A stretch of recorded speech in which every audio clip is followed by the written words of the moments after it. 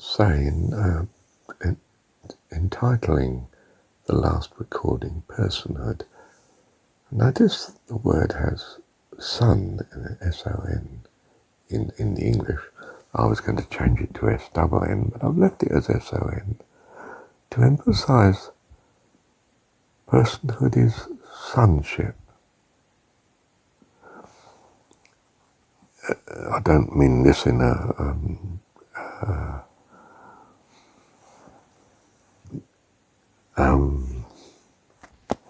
male-female way. I mean it in the sense of born of, that our person is a subset of God's full capability. And it might be a capability that's not terribly harmonious with the whole of God, and therefore it's decidedly constrained and limited. But it's nonetheless of Him.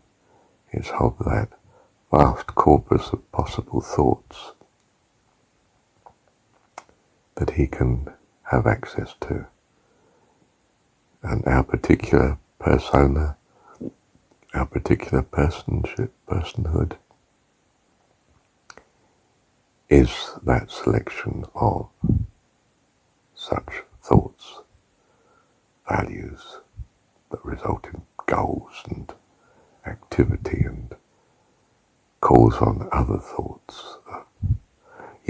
We have one of the vast access areas of thought we have is as regards the existence of this material creation, a whole body of God's thoughts that are holding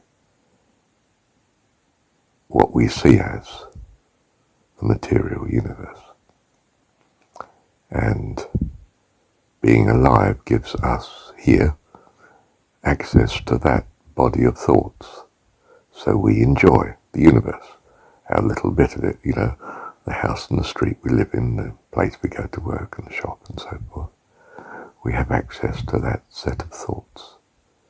That's part of our persona. We may have quirky things like amazing ministries.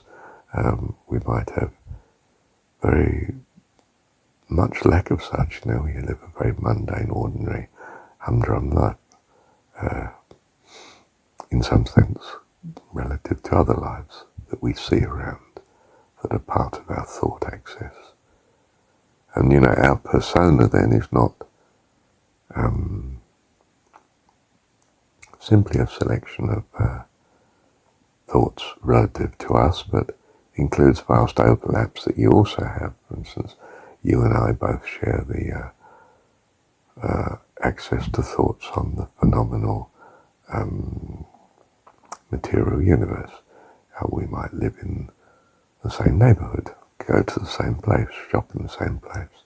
So a great deal of your persona, your access of thought, God's mind, is overlapping with mine. And we interrelate with each other, and that's great fun, of course, because I experience your sovereignty and you experience mine. And, you help me in the shop when I'm trying to inquire where the beans are, and you tell me where they are because you know, and now I know, and it's all part of the joy and excitement and interaction of life. We delight in fellowship. It's a great widening of our experience, because now I find the beans, of course. Can you see living like that? But yeah, I realized I'm naming the last recording the word person. It's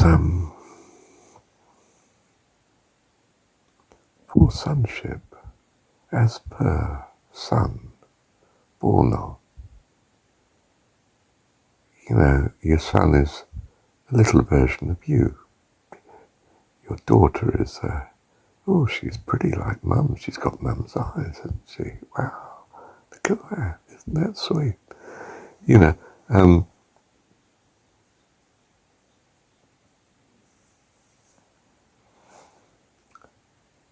And we too are children of God. If we're persons, we're small versions of God. Each of us exercising some of what God is and some of what he'd not chosen to exercise until he did, namely us. Thank you, Heavenly Father. I'll add a note here, bring it up to date, so to speak. We, per means of, in a sense, per this, per that. Person, which is sun, what I've dealt with here in this recording. Hood. The hood is typically attached to clothing. Clothing covers the body, who you are. The hood even covers the head except for an opening for the face.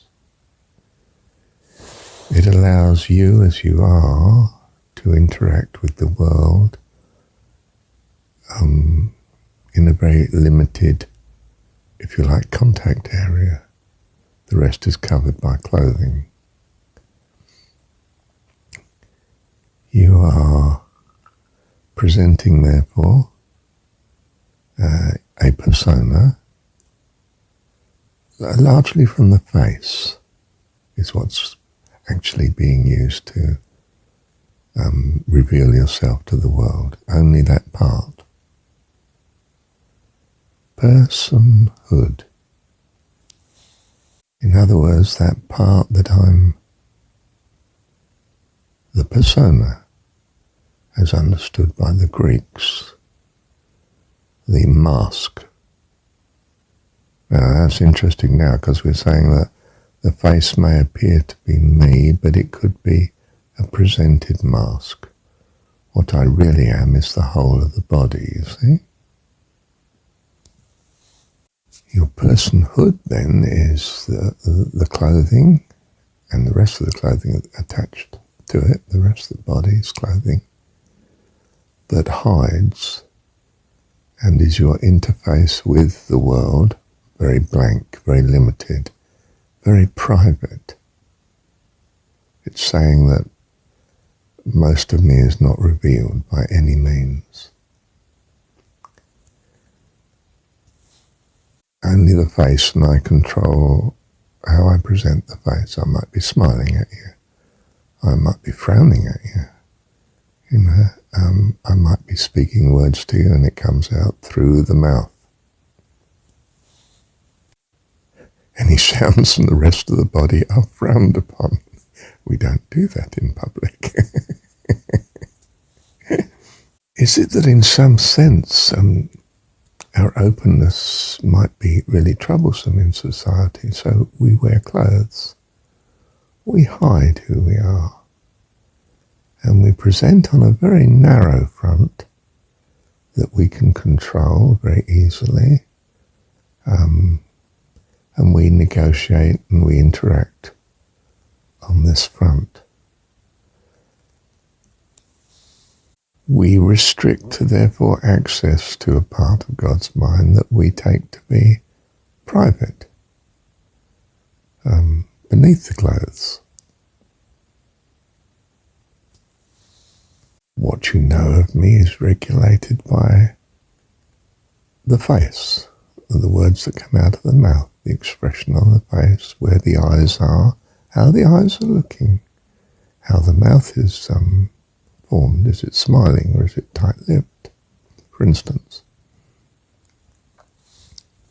Is the person communicating with you through the mouth, or have they stopped talking? Even perhaps are they listening to you with the ears, but you're not sure if they've got a hood on.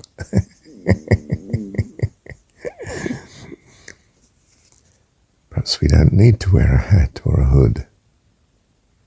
We're in private with our family, so we can be more revealed in a sense. We are a private person, you see, in large measure. And our public persona are the terms on which we're sharing information more about God with others. This is regulated so that we have a civilized society, reasonably peaceful and so forth, that we may construct and make things together that we perhaps ideally mutually benefit from. The information we give is very limited, probably because we are very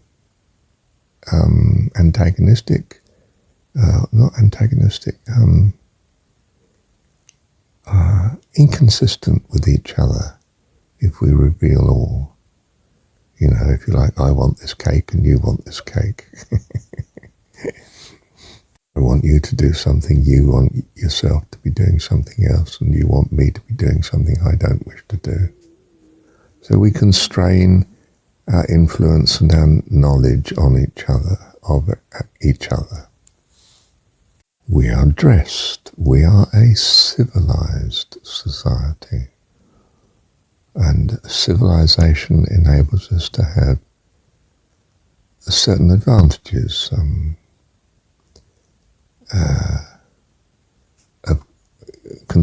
jointly constructed things like security and housing and jobs and meals and food, yes. It comes at a certain cost that we have to keep certain inconsistent wants in check. You know, I want to be angry and destroy this or take this. But in a society, I'm constrained not to do this. And this is sort of an overall net advantage to us, unless it isn't, in which case we're in rebellion and we become a problem to society and so on. Society has, got much more effective power compared to us, so we're kept in check. And to some extent we want to stay in check because normally we feel there's some gain in being a member of a society as opposed to not. Back to an earlier point, we are regulating our inconsistencies with each other. We are majorly regulated with our inconsistencies to, if you like, the overall harmony of God. By being here and not seeing God. We're not even presented with, in our consciousness that is, the fullness of God, to know we're at odds with it. Perhaps we would be so alienated if we were. But instead we nurse a particular view of God that's not necessarily valid or true entirely, hopefully in part, in a sense, that we relate to. It's a bit like a friend. We see the best parts of this person that relate well to us, and we count them as a friend. If we were to see other parts, we would realize we're at odds with them at present, and they would no longer be such a good friend, even an enemy. Wow. You think about this, there's some insight in it, isn't there? Our inharmony with those around us and God demands a certain privacy, a hiding, a hooding, a covering, We are of God per son. We are pertaining to, related to a sonship, but it is a sonship, and children, at least, at that childish stage, being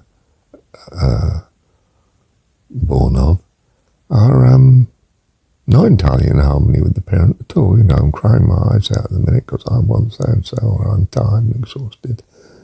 And the parents would really like just to have a quieter time, and you'd be happy with what is. But you're not, and they realise this, and you are, as a young child, a very young baby, you might be naked with the parent, the mum. That's all right. Because, of course, she loves and overlooks any of the inharmonies with you, like the fact you're screaming your head off at the minute and won't eat, because you're her baby, and she's got this amazing capacity to look past the inharmonies, which you haven't got yet because you're a child.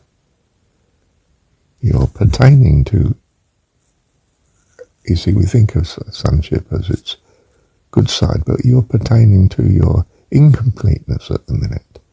You're a son, you're a child. You're not the completeness of the adult. The adult is the adult, Now, personship, ship is something that floats upon the water. It's in a mode of container that keeps it okay, safe. Without the ship you drown, if you're on the water. Your personship allows you, ideally, to survive very well in your society and therefore reap the benefits from it. Your personhood protects society from your inconsistencies and protects you from the consequences of suffering such. In other words, a person's privacy is very important to them. And we recognize this. It's a bit like a sort of understanding that you and I have certain things that are a bit too troublesome to each other, demanding or harmful, and we both keep these at bay, our awareness of such, and what we make you aware of, so that we can have a harmony, a civilization. Clothing, you'll notice in the Genesis story, becomes very important. Civilized people wear clothes. They hide. They have something to hide. And it's best that they do, from the point of view of the culture and civilization they live in. We are private, individual persons that socialize. With God in heaven it may be different. We can be sky-clad, we don't need clothes. Adam and Eve in the garden to begin with were fine. There was nothing to hide, nothing inconsistent. But as soon as there was a stress, a tension, an inconsistency between them and possibly what God was thinking, they started to cover up. They made clothing of fig leaves, and even God gave them a set of clothing so that when they were outside of the garden, they could be that much more protected despite their inharmonies. Because the inharmonies would be separated from, hidden, not active in the world they were in. If you like, the clothing gave them camouflage. They looked if you just look at a coat, it's just a coat, it's not a person. If the coat is on the person, well, a lot of the person is hidden. And they just blend in as the coat, a non-person. But in heaven, the things can be known, because there's nothing to hide that is an inconsistency or a problem. How lovely. Thank you, Dad. Adding another point, the sun is the source of all physical energy, life in our planetary system, and to say we're of the sun, per sun, it's almost back to this sun worship again, isn't it? That we're of life. We're pertaining to life, per sun. We're per sun. We're born of. Without the sun we wouldn't exist. So now I'm taking the word sun as we use it very much for the orb in the sky that gives us daylight, aren't I? The star. We are of the star. In the energy sense, our energy actually comes from the sun. Or seems to here.